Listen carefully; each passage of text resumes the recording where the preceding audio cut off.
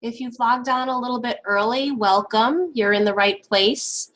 SAIL will be offering a webinar beginning right at 11:30, Practical Approaches to Mindfulness on the College Campus.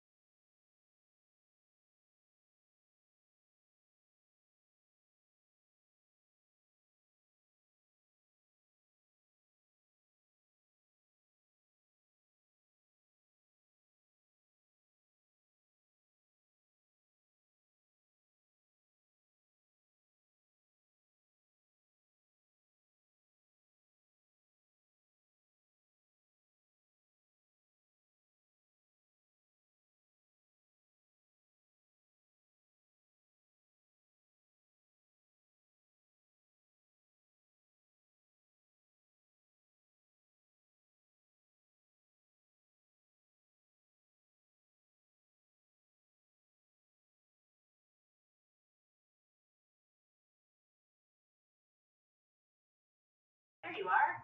Beautiful. I saw there.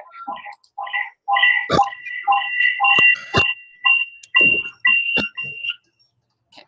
I hung up the phone, Glenn. Can you test your mic? Yes. Can you see it? Hear me? I can hear you, and you sound great. Yep, I hung up the phone line so we won't get the echo. Perfect. All right. So, do you want to just want to see if the videos work and? Sure. So we do have 21 people logged in already. So I just welcomed the group and said we would get started right at 11:30. So Okay. you're in the right place, folks. And we're just going to test our technical connection here, and we'll get started at 11:30.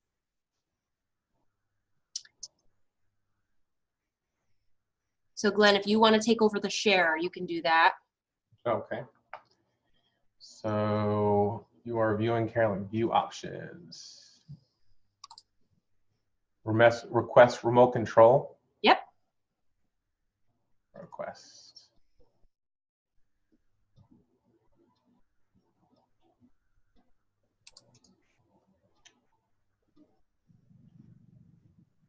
Click to start. All right. So now.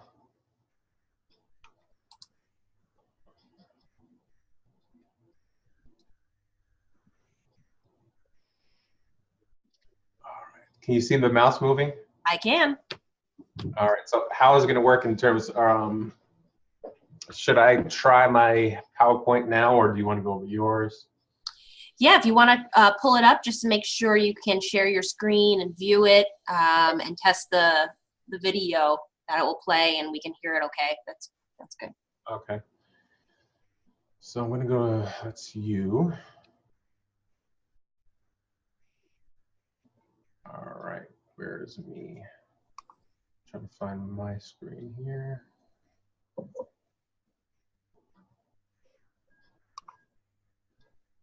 Meeting controls.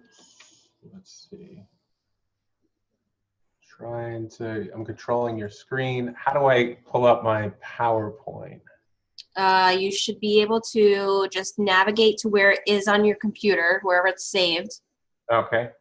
And we should be able to see it. All right. Can you see it now? No. No. Okay. Let's just see. Show large. Nope.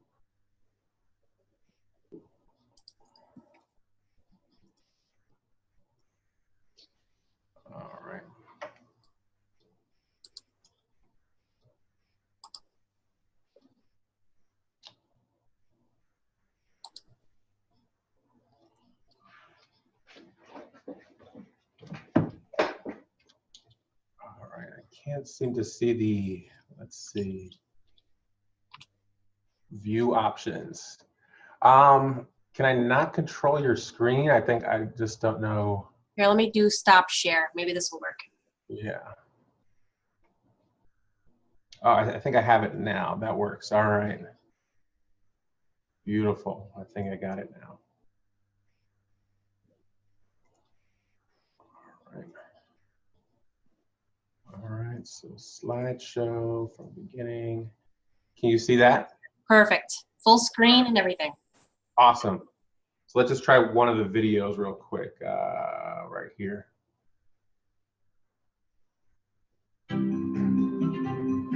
Can you see that? Yes. Despite what you may have heard, meditation does not Yep, and the volume is perfect. paying any fees, wearing any special outfit. Okay. Yeah. All right. So what should I have up your screen again? Yeah. Let's see here.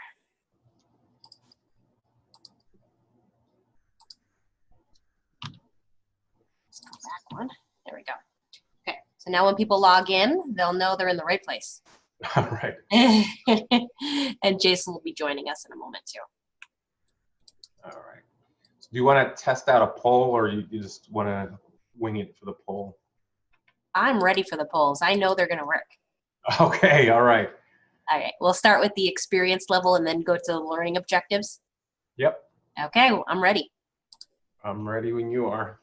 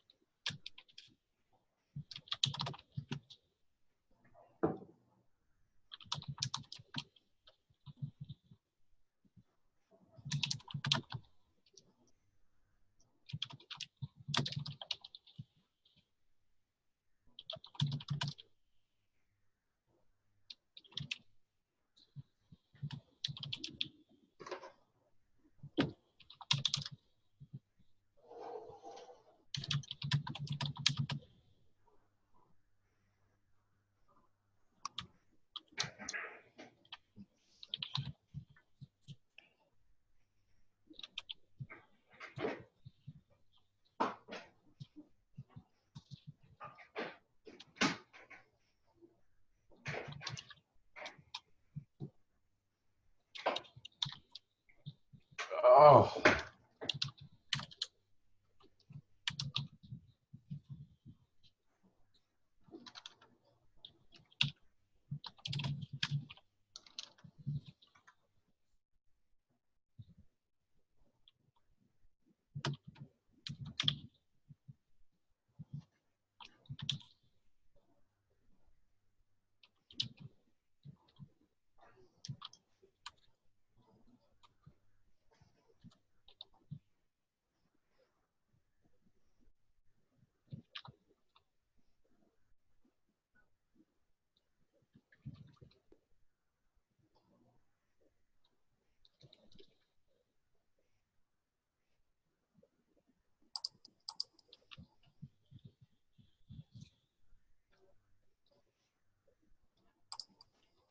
Hello. Hi, Hello, Dr. Jason. Good morning, Glenn. Carolyn, how are you guys? Hello. Doing great. Wow. Really excited. Can they hear us or are we private? Yes, they can hear us. Okay, We've tested the audio and video. We're ready to go. excellent.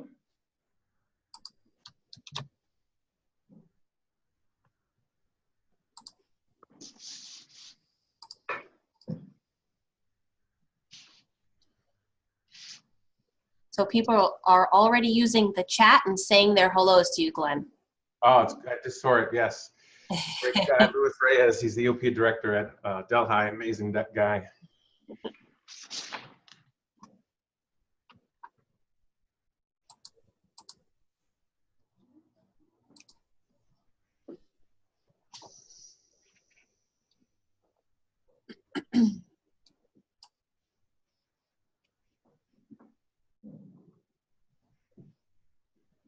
Welcome, Kristen. Thanks for joining us.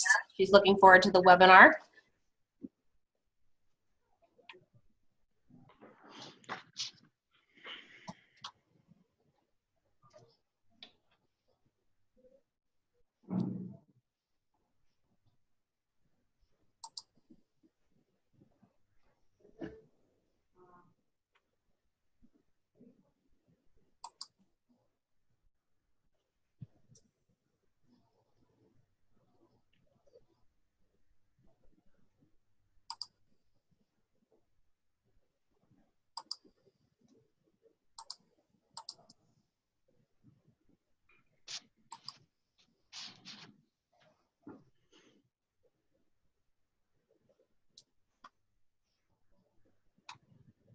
Well, our virtual room here is populated with people who are looking forward to an hour of focusing on mindfulness. And so I just wanted to acknowledge that it's 11:30 and you're in the right place. Thank you very much for logging on. I'm joined today by our Executive Director, Jason Lane. So I will pass the floor over to him. Great. Thanks, Carolyn. And let me extend my welcome to each and every one of you for joining us today. We're thrilled to be able to have folks from across the great state of New York to be joining this SUNY SAIL webinar. As a quick background, many of you probably already know, but SAIL was created a couple of years ago to be a leadership think tank and an analysis unit for the SUNY system to support the development of academic leaders across all of 64 campuses of SUNY and for institutions beyond that. We are thrilled to be able to welcome a colleague from SUNY Oneonta to be talking today about mindfulness. And as we know through the work that we do regularly as leaders, we get so caught up in the day-to-day fires that we have to put out, the emails that are coming in and pounding us, that we rarely take the time to reflect. But a key skill for all leaders is reflection. We need to be able to take a chance to think about where we are and where we're going to go. And so key to that is being mindful of the moment that we're in. And so we're thrilled to be able to have a friend of mine, a colleague, and someone I've known for a long time with us today, Glenn Pichardo. Glenn currently serves as the director of the Office of Opportunity Programs at SUNY Oneonta, where he provides leadership for the Educational Opportunity Program and the Access to College Excellence Program. Prior to working at SUNY Oneonta, Glenn worked at Mercy College in academic advising and opportunity programs. And before working in higher ed, he worked in government, serving as a legislative aide and chief of staff in the Suffolk County Legislature. Glenn earned a master's degree in public policy from Stony Brook University and a master's degree in higher education administration from the University at Albany. And he's currently pursuing a doctoral degree in education policy and leadership at the University at Albany, where I will add I'm a professor of education policy and currently also the dean of the School of Education. So glad to have you here representing Albany and Oneonta, Glenn. His professional interests include leadership development, opportunity program management, academic support services, academic program development, diversity and inclusion, and increasing student success for underserved populations. In his free time, which I'm surprised you have any, he enjoys playing basketball, spending time with his wife, and dog, and being creative. And he is a true believer and passionate advocate for being mindful as a leader. And so with that, I am thrilled to be able to turn it over to Glenn Pichardo. Glenn? Yes. Thank you so much, Dr. Lane. I really appreciate that wonderful intro. It's great to see you. And Dr. Lane is not only professor and dean of School of Education, he was also my professor and learned a tremendous amount from Dr. Lane. So I'm very humbled to be here to work with you guys. Carolyn, are you going to go over the intro? Carolyn's not there, so I'll be able to go over the, yes. Sure, Glenn. No, I just had myself on mute there, but I've stopped the share. So when you're ready to launch your slides, you can begin. Okay, that sounds good. I will launch my slides now. So welcome. Thank you again, Dr. Lane, for that wonderful introduction. So today's workshop is practical approaches to mindfulness on the college campus. Like Dr. Lane said, we all get busy. We all have a million and one things to do and getting pulled in different directions. And we get caught up in that rat race. And what research shows is that mindfulness is not only help you personally, but also will help you work better, more efficiently, more effectively, and be prepared to be a better person overall in general. So for introduction, you would just need a quiet space and be uninterrupted if possible. A comfortable chair to sit in, hopefully speakers or headphones.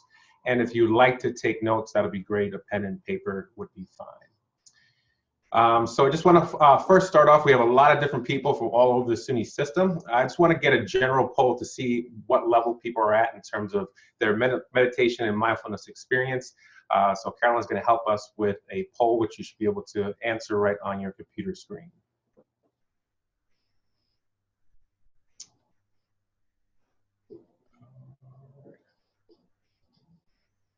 Don't see.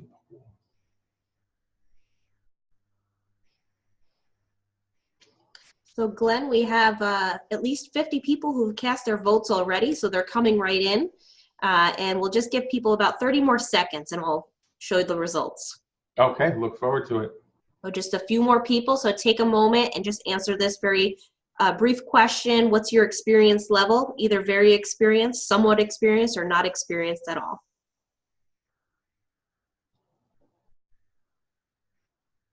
And I do know we have some people who've logged in with their colleagues in the room, so there may be some debate. So we'll end the poll here and show you who we have in the room. Okay, great.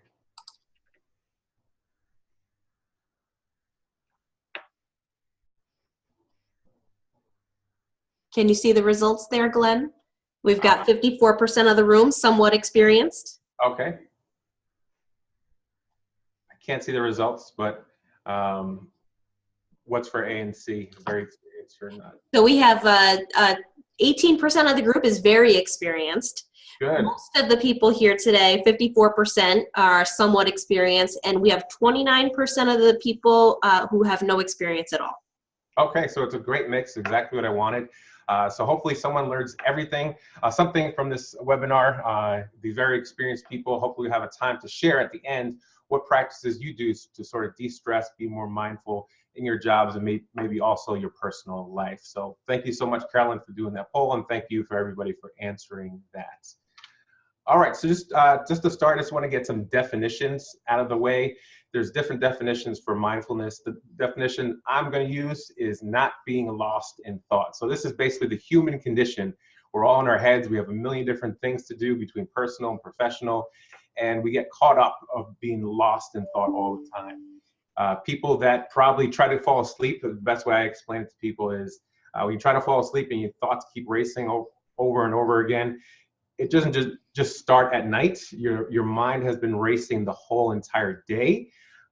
So mindfulness is not stopping thinking, but not being caught up in the stream of consciousness that still is drawing you into that thinking. So meditation is a practice that cultivates not being lost in thought. So that's just one aspect, a subset of mindfulness. There's many different things you can do, which we'll go over, practical approaches of mindfulness.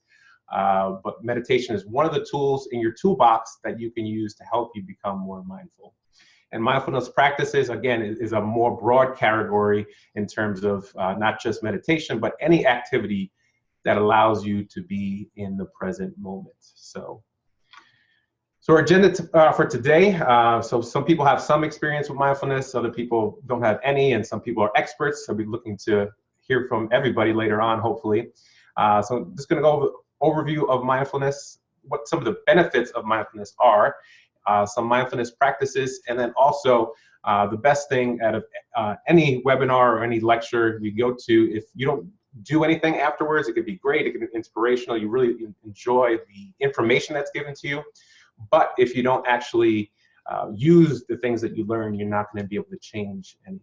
So, oops, went back. So this is just a brief video. Hopefully everybody can see it. This is a brief video about meditation, how it can be used, and how it doesn't have to be all day. You don't have to sit in a cave and meditate all day. You could just do many things for 5 minutes a day that will have a positive impact on your life. So here we go.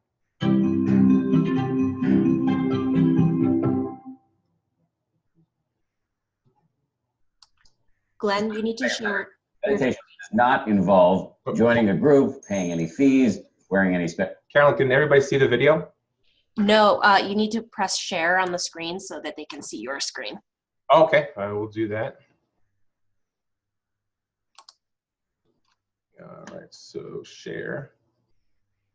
And that is practical approaches. All right, all right, can people see it now? Yes, looks All good. right.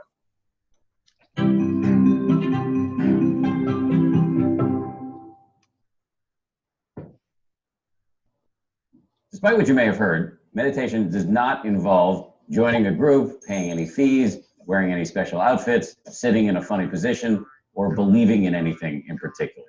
It is simple, secular, scientifically validated exercise for your brain. You don't have to do it yet, but just so you know, here are the 3 steps. 1, sit with your back straight and your eyes closed. 2, notice the feeling of your breath coming in and going out. Pick a spot where it's most prominent. Usually that's your nose or your chest or your belly. And just focus your full attention on the feeling of your breath coming in and going out. Now, as soon as you try to do this, your mind's going to go nuts. You're going to start thinking about, what am I going to have for lunch? Why did I say that dumb thing to my boss? Your brain's going to go nuts, and that's fine. The whole game is to notice when you've gotten lost and to start over. And then to start over again and again and again. Every time you do that, it's like a bicep curl for your brain, and it shows up on the brain scan. Scientists have found this in the lab. It's also, by the way, a radical act. You're breaking a lifetime's habit of walking around in a fog of projection and rumination, and you're actually focusing on what's happening right now. Meditation is unlike anything you do in the rest of your life. Failure is actually success. As I said, the whole game is just trying, failing, starting again, failing, starting again. Here's my advice. You should be meditating every day, 5 to 10 minutes a day. That's it. This doesn't require some giant investment. I don't care how busy you are. You have 5 to 10 minutes to give this a shot. I guarantee you it will make a big difference.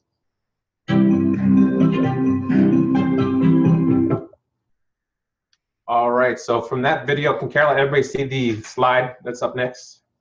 Yes, and there was actually a question that came in about the video. Someone's curious if the narrator is Dan Harris.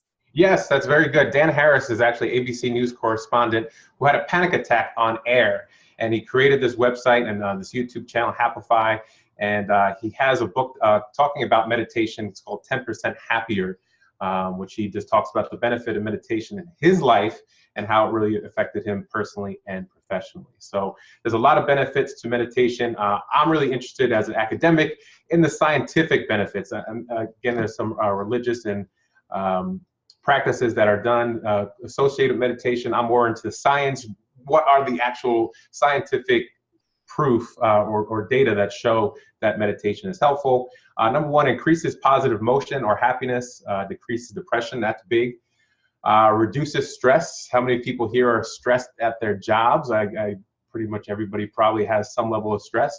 And really what's exciting is not only in emotion and how people feel, but actually anatomically, meditation can actually change the structure of your brain through neuroplasticity. And that is just really in the last maybe 10, 15 years, I'm not a neurologist, we've discovered that neuroplasticity, the ability to change the actual structure of your brain through meditation. So this is a short little video next on what the benefits of meditation are and how it actually changed the structure of your brain. And Carolyn, can everybody see that? Yes, we can see it. All right, sounds good.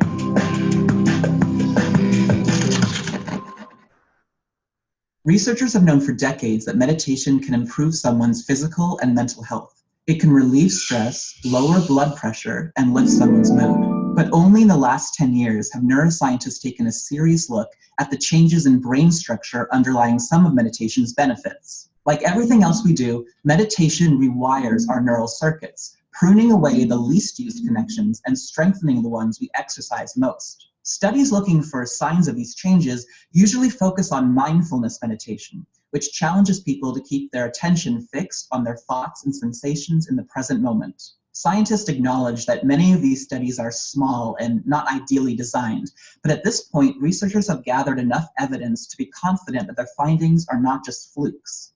Experiments suggest that Buddhist monks have really robust connections between scattered regions of their brains, which allows for more synchronized communication.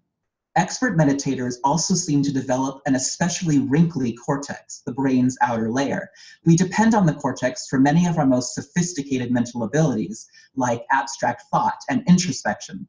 Several studies have confirmed that meditation can increase the volume and density of the hippocampus, a seahorse-shaped area of the brain in the middle of the skull that is absolutely crucial for memory. And although areas of the brain responsible for sustaining attention usually shrink as we age, meditation counteracts this decay.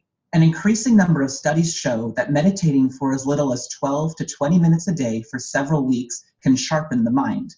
In these studies, meditators have scored higher on tests of attention and working memory, which is the ability to temporarily store and manipulate information in one's mind. Some lifelong meditators in their 50s and 60s can even outperform 20-somethings on tests of visual attention. So if you're interested in trying meditation, you should probably start as soon as possible. For Scientific American's Instant Egghead, I'm Ferris Jaber. So from that video, you can see the benefits not only emotionally and how you feel, but also in terms of your actual shape of your brain. It's absolutely phenomenal. And it's, to be honest, it's in its early stages in terms of research. Sarah Lazar at Harvard's doing a lot of work. University of Wisconsin at Madison does a lot of work on mindfulness and how it affects your brain. So it's really, really exciting.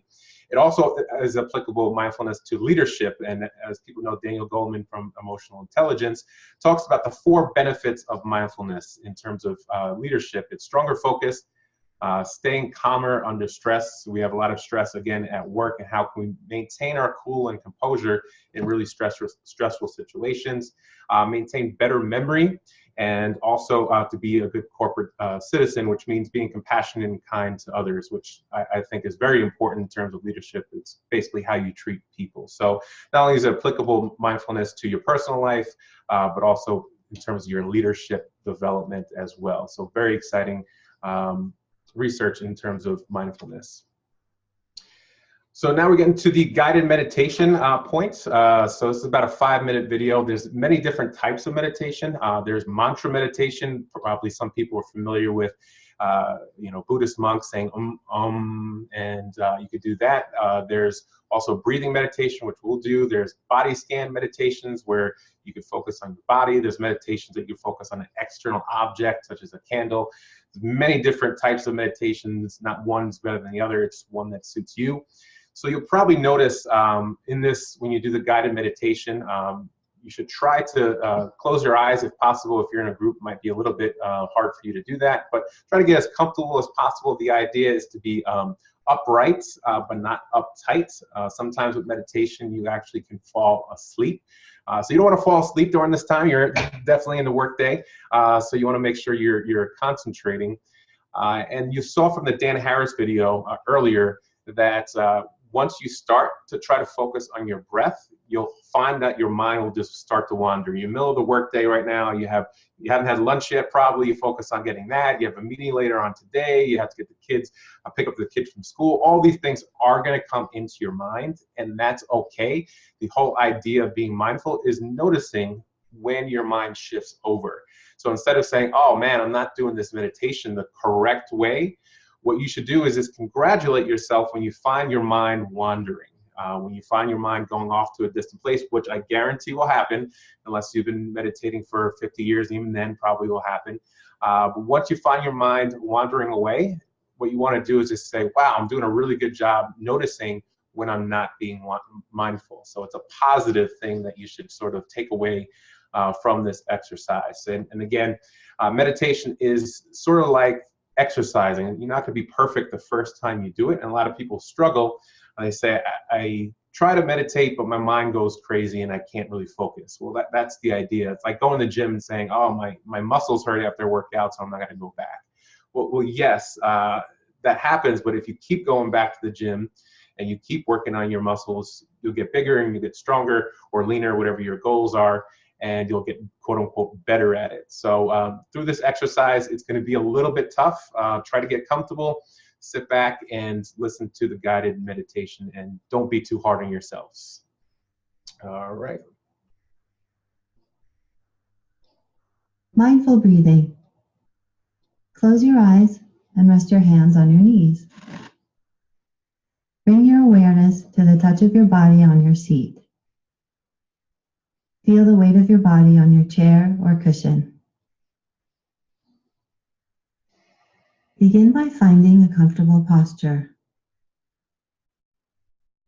Lean slightly forward and back to one side and then the other. Find a comfortable balance as you come back to the center.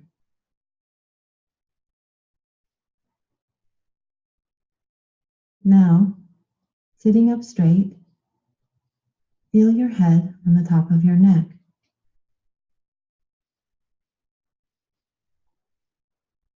How can you sit so that your head, neck, and back feel most comfortable?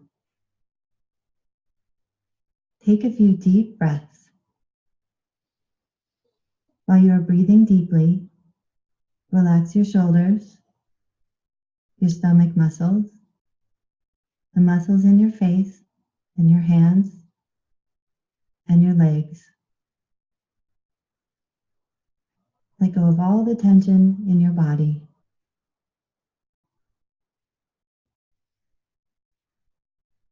Now bring your attention back to your breath. Where do you feel it most? In your nose or your stomach? In the rise and fall of your chest? Just notice where you feel it most and allow your breathing to be natural and relaxed.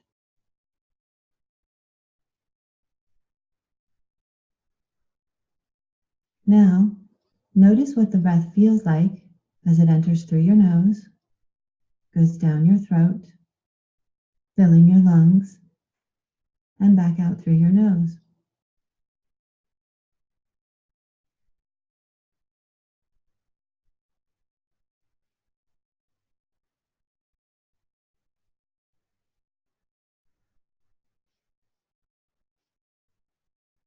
Notice your stomach and chest rise and fall with each inhale and exhale, and allow your breathing to be natural and relaxed.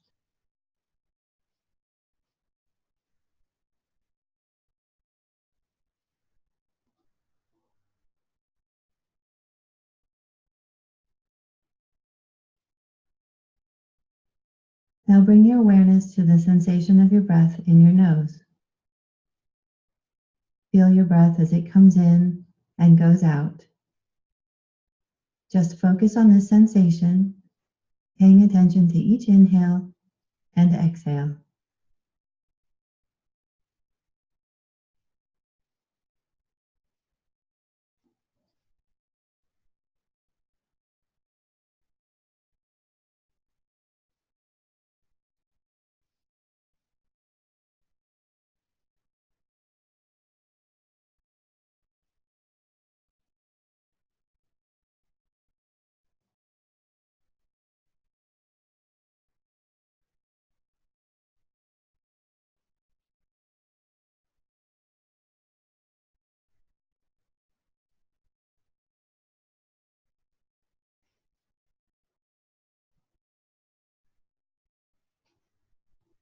When your mind wanders or if you become distracted, just notice what's going on in your head and then gently bring your attention back to your breath, going in and out.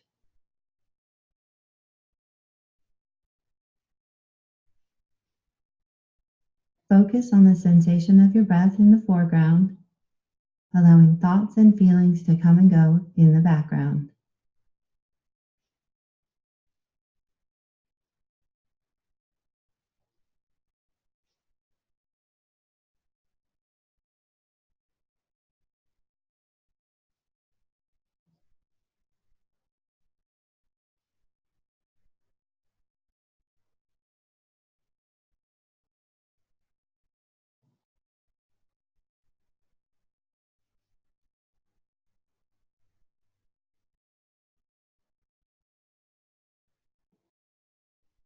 Now gently bring your attention back to the touch of your body on your seat and open your eyes.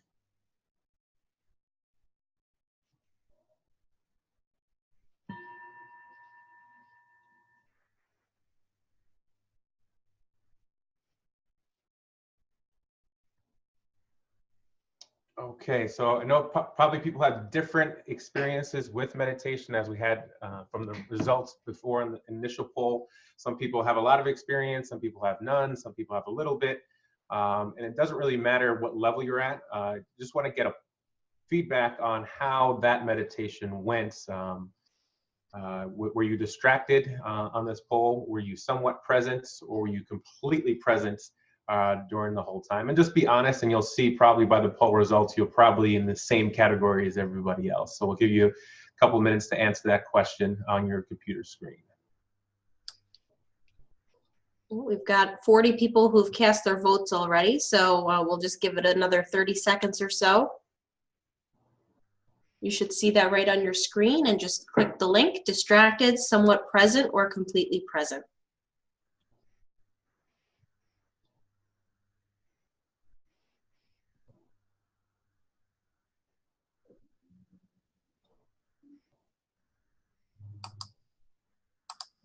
Okay, and you should be able to see the results right on your screen now that we had 67% of the group somewhat present. And the next largest category was 24% felt distracted, and 8% were completely present. All right, let's give it up for the 8% people. That's pretty impressive. I was distracted a little bit, but that's because I'm doing this webinar. But yeah, so you'll see most of the people is 67 plus 24, that's 80, 91, almost 92. Percent of the people were either distracted or somewhat distracted or present. So that's very normal and natural to have your brain wander and go all over the place. And for some people, I would say don't take this one experience and say, all right, meditation is not for me. Again, you'll need to try it over and over again to find which type of meditation works for you. And if you keep trying it, I've been practicing meditation for 10 years, and there's all different types of meditation that you can do. But there's also other mindfulness activities that'll help you be more present, more relaxed, re-network some of the brain pathways that we talked about in that video that we showed earlier. There's many different things to do to help you be more relaxed and calm in the present. It's really what you're doing is exercising for your mind. So I made the analogy previously about meditation being like exercising for your body. Meditation is really exercising for your mind. You're increasing your attention span, your ability to focus, your ability to remain in the present moment. There's a great TED talk about this researcher who did research on students and looking at just asking one question. It was an app on their phone, and they just basically text message them asking one question: are you present or are you distracted? And then gauge their level of happiness. And it doesn't matter what the people were thinking about in terms of if they had thoughts about something else or if they were in the present. The people that were more present were always more happier. So mindfulness increases your happiness, increases your focus, and increases your productivity at work. So if your boss is looking at you now, what are you doing looking at this webinar? Actually, people who are more mindful, we hear a lot about multitasking being important. Single tasking, as people might know, is a lot more effective and efficient at getting work done. If you focus on one thing at a time, which I know is a luxury for a lot of people, if you focus on one thing at a time, you're more likely to do a more thorough and complete job on that rather than jumping back and forth. So this is just one tool to use meditation. Again, there's many different types of meditation. What I'm going to go into next and hopefully get some feedback from other people is, what are some other things that people to do to A, relieve stress, or B, be more mindful? And there's many different things that you can do, such as going outside, being in nature or gardening, being with the earth and being in a natural surrounding. A good meditation practice, for example, is just to look at a tree or a plant and look how still they are and really stop to smell the roses, I guess is a good way to put it.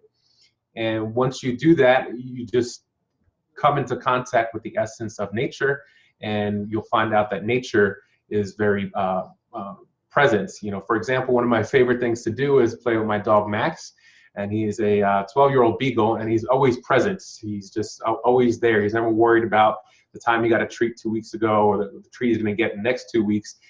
He's worried about the treat he wants now. So he's always in the present, and we can learn a lot from animals, dogs, cats, whatever animals that you have. And that also helps us become more mindful. You know, usually animals don't worry too much. So also, I talked about the meditation being exercise for your brain and physical activity being exercise for your body, but your brain and your body are connected, and that's the essence of yoga, is that mind-body connection. They're actually one and the same. Interesting research about depression. A lot of depression is actually caused by your stomach and serotonin. Serotonin definitely affects your mind and how you feel, and a lot of the serotonin is actually produced in your stomach. So things you eat are very important in terms of happiness and maintaining your well-being. But any sports, like I mentioned before, I like to play basketball, any physical activity where you're not distracted and thinking about something else, you're focused on what you're actually doing. Listening to music is a wonderful way to get into the present moment. Dancing, whatever you do. You might see adult coloring books now. I know this is coloring books for adults might be a little weird to some people, but that's another way to just have your mind just focused on the present moment, or any sort of crossword puzzles. And there's many different other mindfulness practices that you can do. Anything that focuses you on what you're actually doing in the present moment will help your brain to increase its attention and focus. So the next slide is just a question and answer session, and anybody can ask any questions they want, but just to kick it off, I know some people said they have a lot of experience with mindfulness or meditation. What are some activities that you do that really help you to relieve stress and be in the present moment? So we'll give you some time to answer that question. Hopefully you can do that through the chat, I believe, right, Carolyn? Yes, the chat is open, and there's also a Q&A section, so feel free to type any answers into there.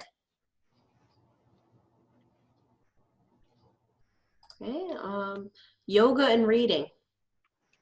Yes, we mentioned yoga before. Reading is a great way to relieve stress and maintain your focus. Reading is, you can find out a lot about reading in terms of mindfulness. How many people have ever read something, went down the whole page or a couple pages, and you're like, what did I just read? That's when you know that your mind has shifted away to something else, and it can show you when you're not being mindful. Again, you'll notice if you notice yourself not being mindful, you should congratulate yourself. I'm like, great, now I'm noticing my mind wandering and going off on a tangent. Yeah. I'm just going to type them onto the screen here, but people are doing a great job putting them onto the Q&A section.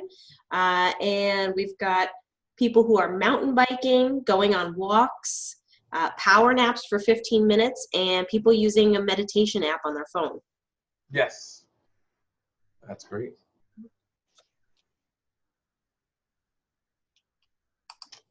So, Jill says prayer. Definitely one of the things you could do. Calm and 10% happier. Yep, someone already knows about Dan Harris.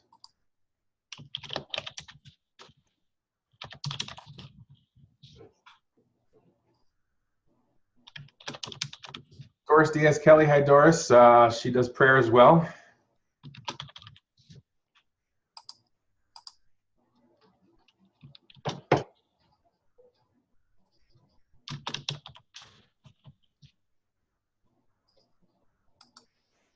Oh, going to the beach in winter, okay. Again, being around nature, one of the reasons the beach is so a great place, if you notice the waves that come in, it reminds you of your breath, you know, the in and the out.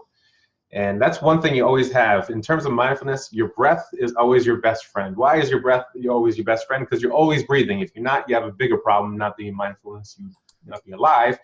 If you focus on your breath, that's the best way to get into, one of the ways entryways into the present moment. Lisa says walking into the woods. Again, being in nature, being around all that calmness and stillness really helps. The more you're able to cultivate an inner life of being calm and serene, it really doesn't matter too much the environment that you're in. So you could be in the middle of rush hour in Midtown Manhattan and still have the same level of calmness, maybe a little bit more anxious, but as being in the middle of, on the beach or in the woods, that's when you're really good, when you know that it doesn't matter too much the outer surroundings. You focus on inner peace. It was a great book by Viktor Frankl called Man's Search for Meaning.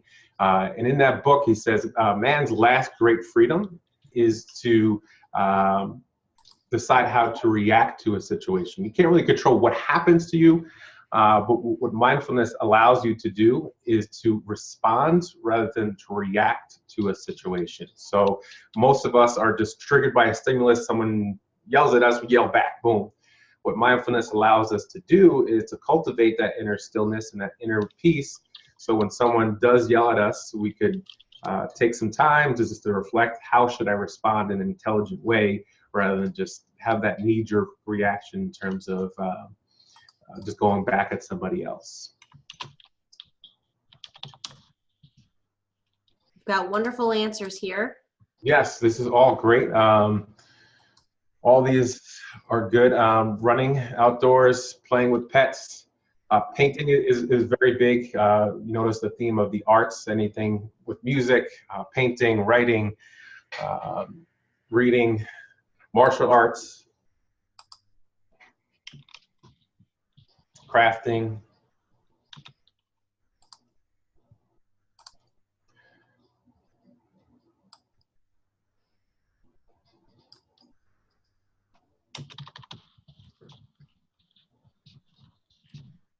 Ooh, shutting off electronics, that's a hard one.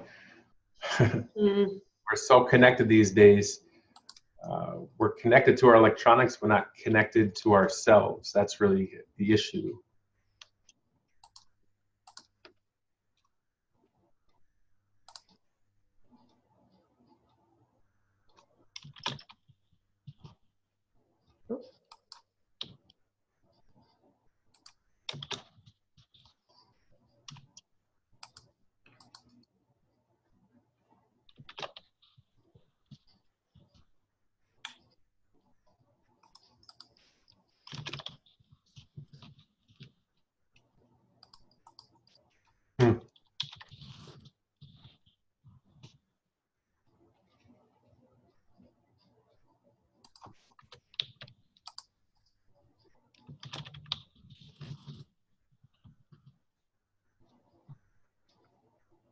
Oh, that would be nice. Join the hot tub.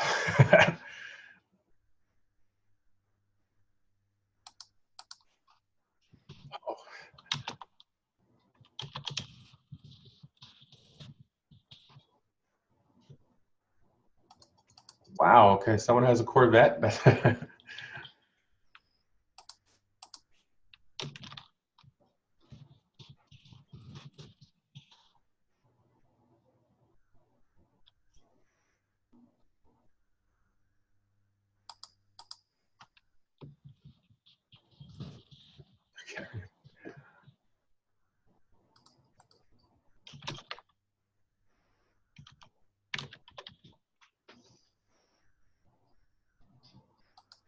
So we'll save this, and everyone will have some good ideas if they want to look for some practices to incorporate into their life. Yes, so if you ever want to be mindful, you can come over and mow my lawn. I would love that. Also volunteering. That's a big one right there, volunteering. So that's we think of mindfulness as a solitary practice, and obviously you can go, I've been to a 10-day meditation retreat where it was completely silent.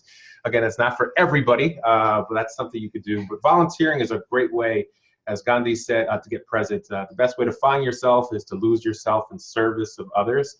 And it's a great way to be in the human service field or volunteer to help other people. And you sort of lose that worry that you always have in your head, or at least I have in my head a lot, always thinking about the future, always thinking about what I'm going to do next, all the responsibilities, my task list every day, over and over again. That could be really draining on somebody. So these mindfulness activities, such as like taking a bath or going to the hot tub, or going skiing, whatever it is, coloring books, they seem selfish on its face. What I always tell my team here is the more you take care of yourself each day after you leave from work, the more refreshed you'll be for the next day. So please do more of these things, and it doesn't have to be meditation. That's just one way to become more mindful. But these are all great activities. And if you found that the meditation practice that we did today wasn't for you, there's a ton of other resources that we could show you. And Carolyn, are they able to see my screen, or are they on your screen? I can stop the share and bring it back to you. Okay, sounds good. Thank you, Carolyn. You're doing an amazing job. I don't know how you do all that stuff with the technology, but you're doing awesome. Thank you. Sorry, I'm trying to keep up. I know we're going back and forth here. No, that's fine.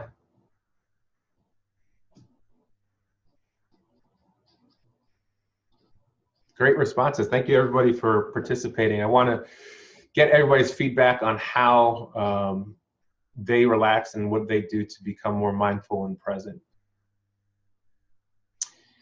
So I'm going to share my screen, right, Carolyn? Yes.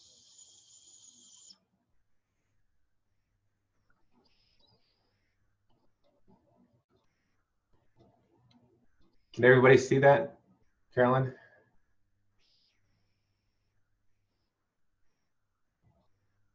All right, so I'm going to continue on.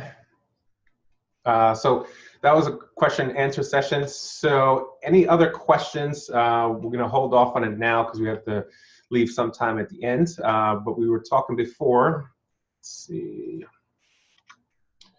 about meditation resources. Can everybody see that, Carolyn? Yes, we can see it. All right, great. So we mentioned before about calm.com. It's one of the apps that we have. I don't have it on this list. Headspace is another really great app. They have a 10-day free trial that goes, and they have these really great videos that you can watch, relaxed melodies, again, music to calm you down. YouTube videos, there's thousands of YouTube videos with different types of meditations, different web pages that you can go to. On your college campuses, there should be a lot of resources available through the Counseling Center. We have a class on campus here at SUNY Oneonta, a stress relief class. We also have a meditation class, yoga class, so a lot of different resources for people to get into meditation. And silent meditation retreats, it's the Vipassana meditation retreat. It's over in Massachusetts, and it's absolutely free. That's if anybody wants to go. They have 3-day ones, 10-day ones, free food, free lodging, free classes. It's a really amazing experience to try to check out. So a whole bunch of different resources that you can utilize in terms of meditation or just mindfulness in general. 2 great books. Mayo Clinic, as everybody knows, is the top hospital in the United States. And they wrote a book on stress-free living, and a lot of the book has to do with mindfulness-based practices. And what I like about it, again, is that it's written by a medical doctor. On the other side of it, well, the complementary is Eckhart Tolle. He wrote The Power of Now and also A New Earth. He's on the Oprah Book of the Month Club, and sold millions and millions of books. And that's what really, one of the things that got me into meditation and mindfulness is reading that book.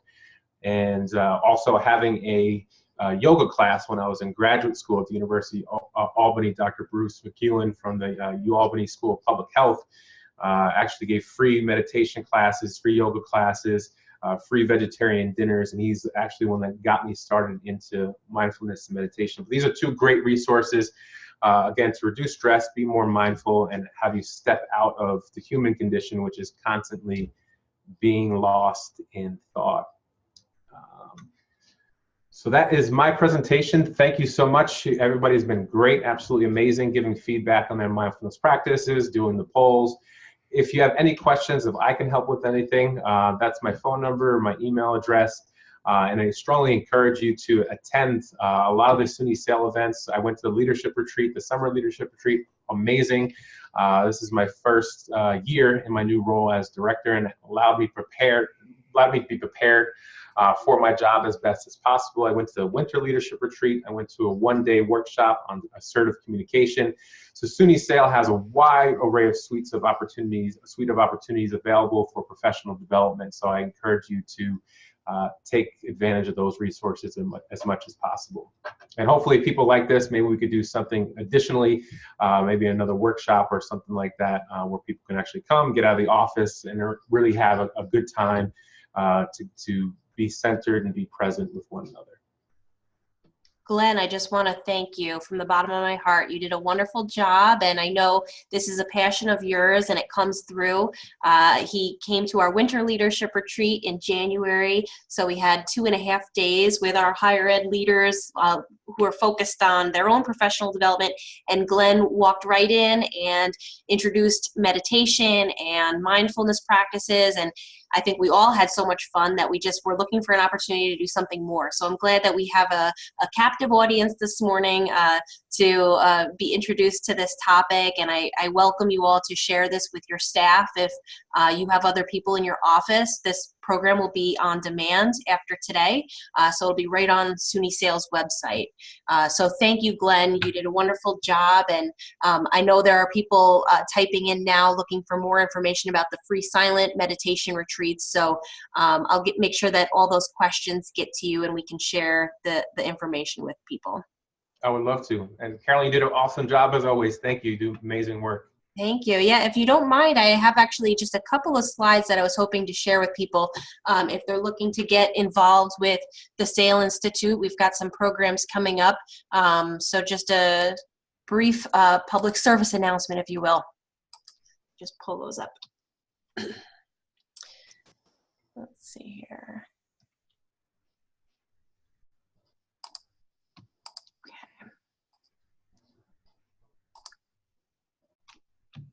Okay. So Glenn mentioned our summer leadership program. This is probably the most popular program that SAIL offers, and it's offered the last week in July every summer. So this year's no exception. 2019 is sure to be popular and fill up.